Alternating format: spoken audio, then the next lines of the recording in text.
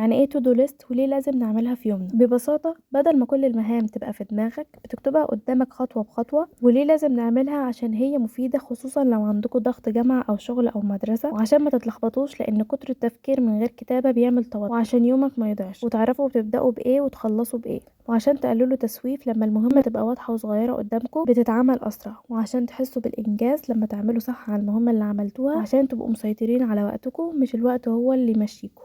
نكتب ايه في التودو ليست اليوم؟ اول حاجه ترتيب الاوضه، تاني حاجه تعملوا رياضه، تالت حاجه سكين كير وسيلف كير، رابع حاجه قراءه كتاب، خامس حاجه جورنال، سادس حاجه ممكن تشربوا ميه، ورقم 7 تكتبوا 3 حاجات ممتنين ليهم النهارده، رقم 8 تسمعوا بودكاست او قرآن، رقم 9 فيديو تعليمي، رقم 10 تراجع اهداف الاسبوع بتاعتك، رقم 11 ترتيب الشنطه، ورقم 12 تنظيم الموبايل، ورقم 13 الصلاة والتسبيح والأذكار والورد اليومي، ورقم 14 ترتيب المكتب، ورقم 15 تحضير لبس لبكرة لو انتوا خارجين في حتة. وبس، اشوفكم الفيديو الجاي، سلام.